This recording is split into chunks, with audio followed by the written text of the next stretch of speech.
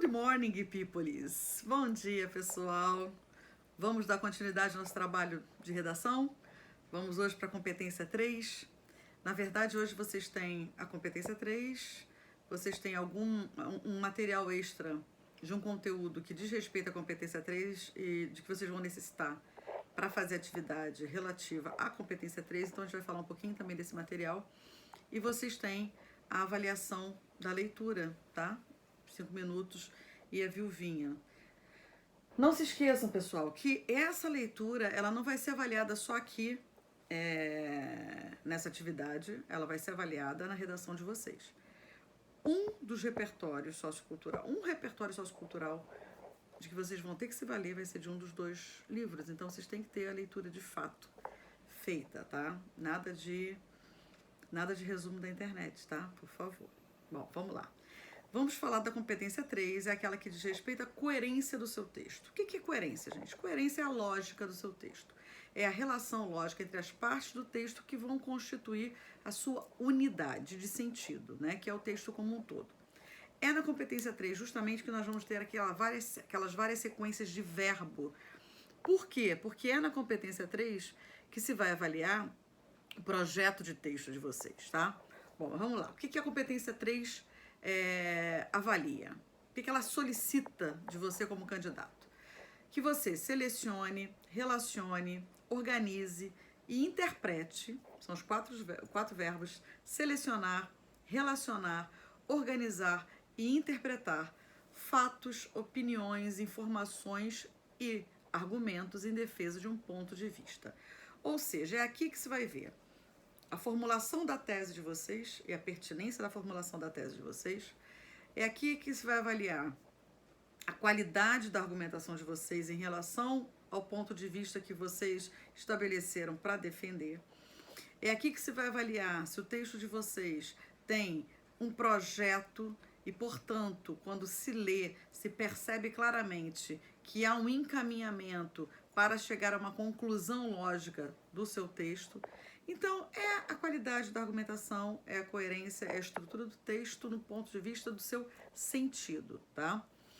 Então, o terceiro aspecto é exatamente ver como você seleciona, relaciona, organiza e interpreta essas opiniões, tá?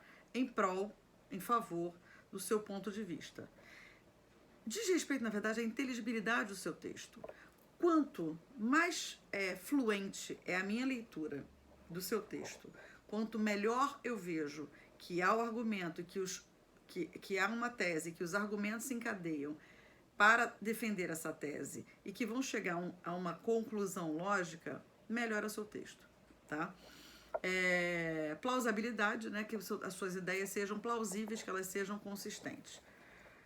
Projeto de texto, gente, quando eu falei com vocês sobre...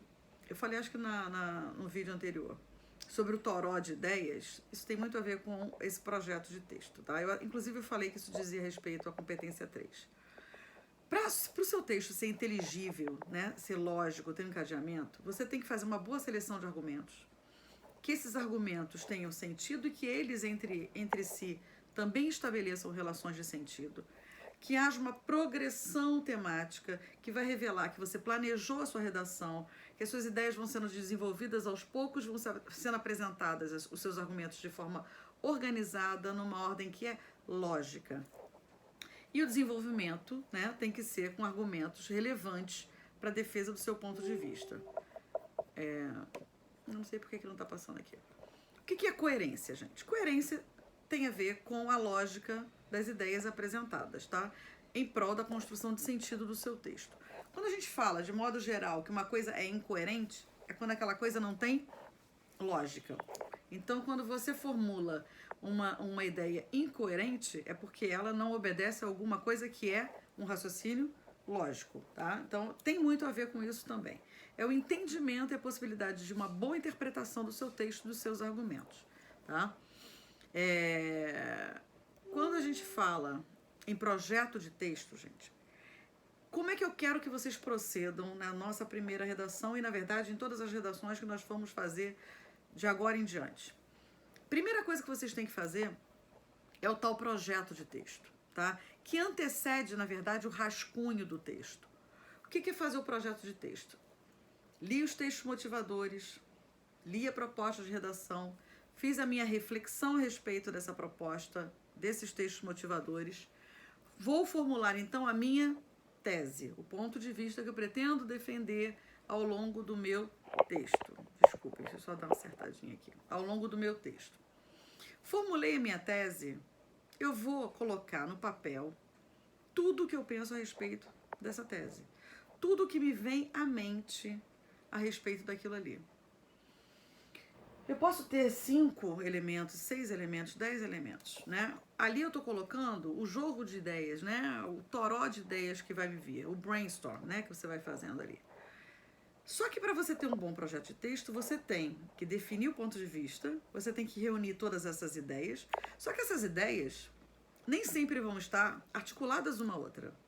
Eu posso ter 10 elementos colocados como possibilidades de defesa do meu ponto de vista, mas nem todos eles se relacionam. Daí você falar que você tem que selecionar. Eu tenho várias coisas, daquelas várias coisas, daqueles vários itens elencados, eu tenho que fazer a seleção. O que é selecionar? É ver o que ali tem mais consistência, o que ali efetivamente vai ser útil para a minha defesa e o que, dentro daqueles vários elementos, se relaciona entre si. Então eu vou selecionar. Então se eu tenho 10 itens, o primeiro item combina com o quinto item, que por sua vez tem a ver com o sétimo item, que por sua vez tem a ver com o 10º item. O restante eu vou eliminar, eu vou deixar de lado. E a partir dessa minha seleção é que eu vou construir um texto que vai ter um encaminhamento lógico. Quanto melhor for o meu projeto de texto, quanto mais consistência tem esse meu projeto de texto, maior qualidade vai ter o meu próprio texto, tá? Porque ele vai ter maior coerência, ele vai ter uma estrutura lógica que vai progredir a fim de defender o meu ponto de vista, tá? A gente defende o ponto de vista de várias maneiras, tá? E claro que se você tem um encaminhamento lógico dos seus argumentos, você vai ter uma progressão do tema. O assunto vai progredir, a defesa da tese vai progredir numa sequenciação lógica, tá? Há várias maneiras da gente desenvolver, né, de argumentar, tá? Você tem que adotar alguns procedimentos, você tem que atender algumas exigências aí para essa competência. O tema tem que estar apresentado de maneira clara, o seu ponto de vista, o tema e o seu ponto de vista, a sua tese. Tem que ter um encadeamento das ideias em cada parágrafo. As frases se relacionam entre si e os parágrafos têm que se relacionar entre si. Isso é que vai dar a progressão, isso que vai dar o texto redondo, em que os fatos que vão aparecer na conclusão se relacionam aos fatos que foram apresentados na introdução, tá? Então, o encadeamento de ideias, de modo que cada parágrafo apresente ideias e informações que são coerentes com o que foi apresentado antes. Eu não posso cair em contradição com aquilo que eu disse, tá? Uma coisa importante, gente, projeto de texto é fundamental para vocês não se perderem, para não acontecer o branco da folha de papel. Você olha o papel e fala, bom, para onde eu vou? Só não sabe para onde vai quem não se programa para ir para algum lugar, né? Se eu tenho um objetivo, eu tenho que criar as estratégias para chegar a ele. Só tem o eu não sei o que fazer a partir de agora, professora, que acontece muito, vocês chegam à mesa e falam, como é que eu continuo? Eu não sei como você continua. O projeto de texto é seu. Se você não sabe como você continua, é porque você não fez um bom projeto de texto. O bom projeto de texto vai fazer com que você não se perca no que você quer dizer, nem no que você quer defender, tá? Então tem que ter um encadeamento de ideias com informações que são coerentes com o que foi apresentado, uma parte se encadeando com a outra, sem repetições desnecessárias e sem saltar de um ponto para outro que não se relaciona entre si. O desenvolvimento dessas ideias pode acontecer de várias formas. Eu posso definir alguma coisa, eu posso exemplificar, eu posso usar um argumento de autoridade para confirmar o que eu estou dizendo, eu posso usar opiniões que são divergentes para contrapor a minha opinião. Enfim, há várias maneiras de você argumentar. E a gente tem que pensar que se eu tenho uma progressão temática, se eu estou fazendo um texto que vai ter uma unidade de sentido, a introdução tem a ver com o desenvolvimento, que vai ter a ver com os dois argumentos que eu vou apresentar e que tem a ver com a conclusão. Tem que fazer um fechamento, né? Uma coisa que é redonda, em que, por exemplo, a conclusão remeta ao que você colocou na introdução. Outra coisa importante aí, gente, nunca uma redação, a partir de agora, vai ter menos que 4 parágrafos, tá? Talvez vocês... A gente até admitia antes que se fizesse assim, uma redação pode ter 3 parágrafos. Introdução, desenvolvimento e conclusão. Só que uma redação não é bem feita se ela só tem um argumento. Se eu tenho 2 argumentos, eu tenho que desenvolver cada argumento em um parágrafo. Eu posso ter mais, eu posso ter 3 parágrafos de argumento? Pode. Só que você não pode se esquecer que você tem 30 linhas para escrever.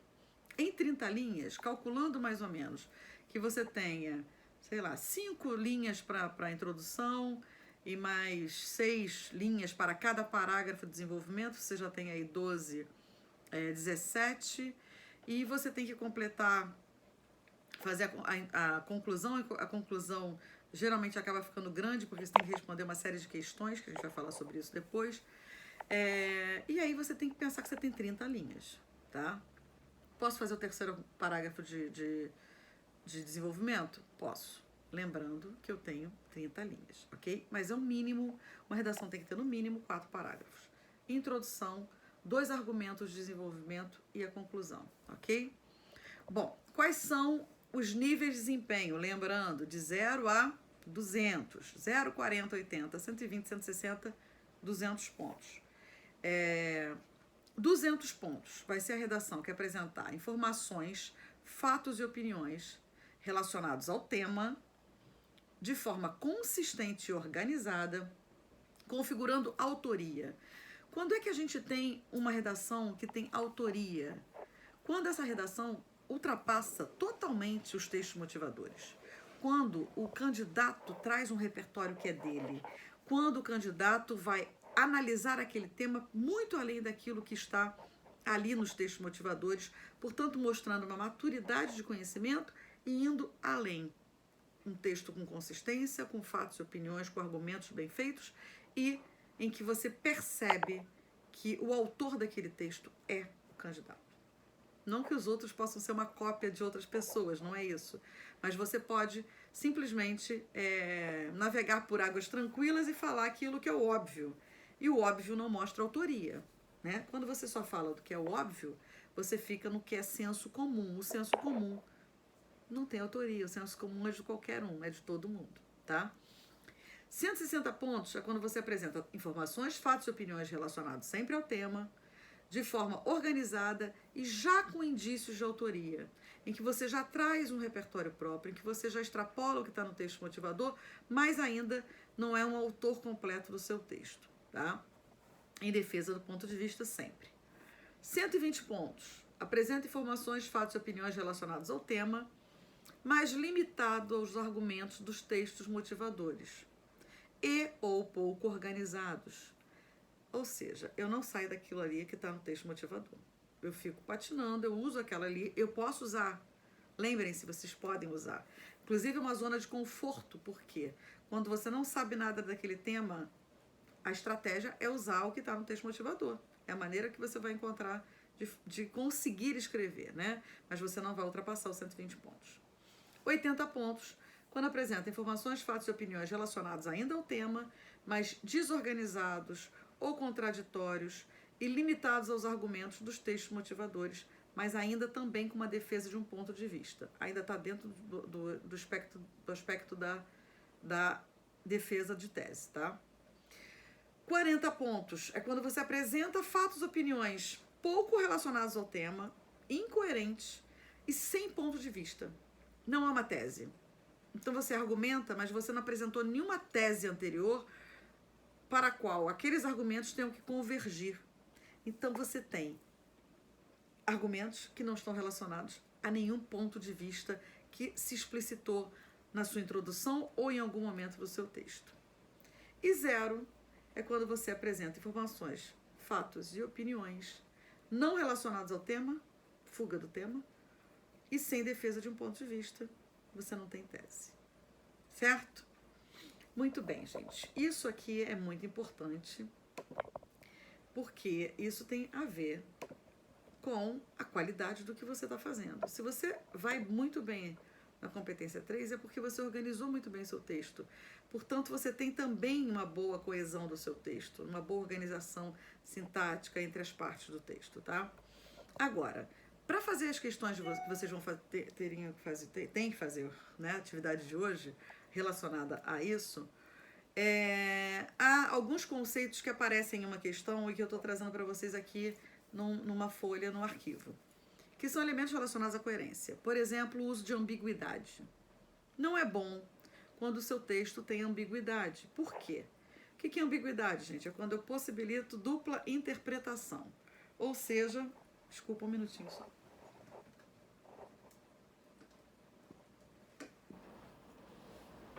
Ué, é que não está carregando aqui.